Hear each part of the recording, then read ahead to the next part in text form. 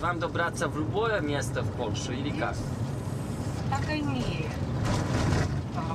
Не важно, там везде не, ну как. Нам не имеет значения. Щоб дітям було добре і все.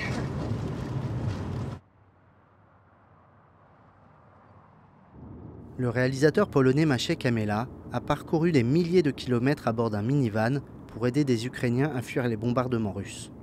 Son véhicule, qui slalome entre les checkpoints et les épaves calcinées, devient le temps d'un trajet, un lieu de refuge et de confidence pour ces exilés.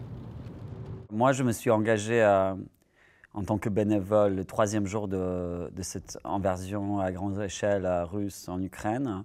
Et je suis parti à la frontière entre l'Ukraine et la Pologne pour amener la première famille chez moi, comme beaucoup d'autres Polonais qui ont eu le même impulse, sans aucune organisation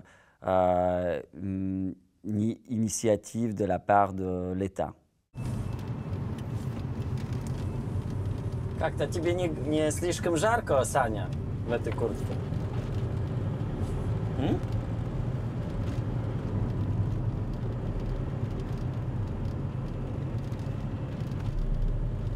Она что-то вообще перестала говорить.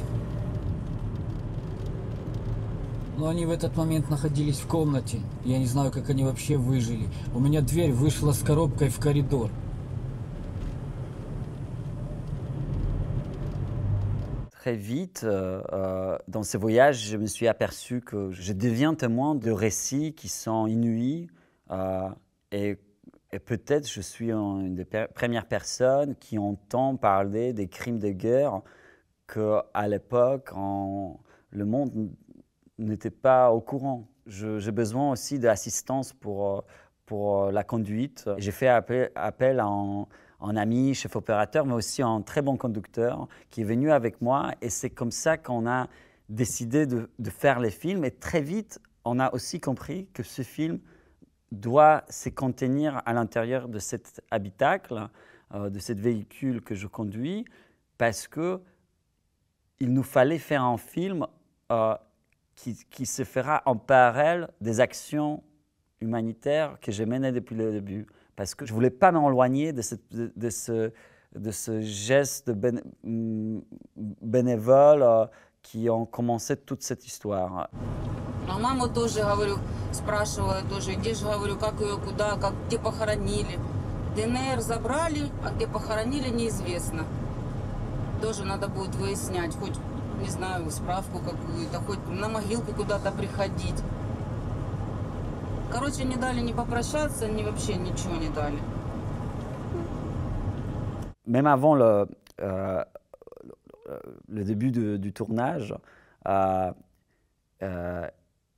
les premières chairs de poule que j'ai eues, c'était au moment des adieux de parents d'une amie à moi que je suis allé chercher à Lviv. Et j'ai senti que c'était des adieux comme s'ils étaient vraiment les derniers adieux. Et pendant peut-être quelques secondes, j'étais même gêné à être présent à côté. Mais puis je me suis rendu compte que ma présence est tout à fait justifiée parce que je suis le chauffeur. Donc je suis venu le chercher. Et c'est cette double fonction que dans laquelle j'étais m'a en fait après permis de filmer ces adieux et ces retrouvailles.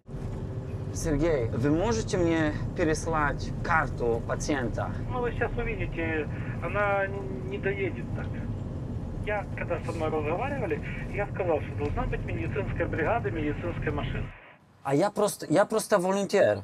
Ну, идемте к ней.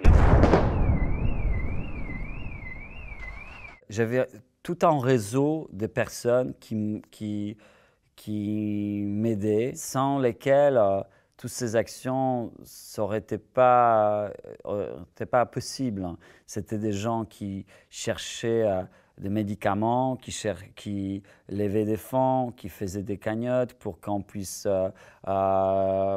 acheter les choses nécessaires qu'ensuite j'ai transportées à l'Est. Donc j'étais en contact permanent avec d'autres personnes qui m'aidaient.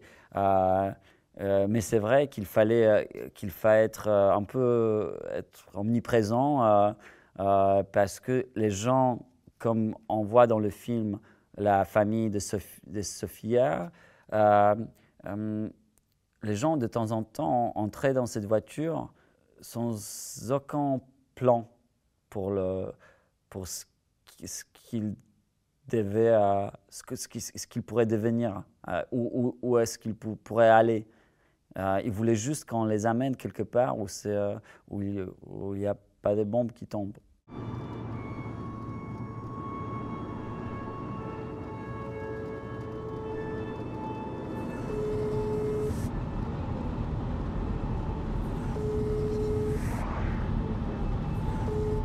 Matek, hi. How are you? We got through the worst part already, so now it's just a long journey. That's it. I will ask my Polish team to arrange a pickup point for this family already in Poland. Okay, perfect. That sounds good. Okay. Ciao. So have a good journey.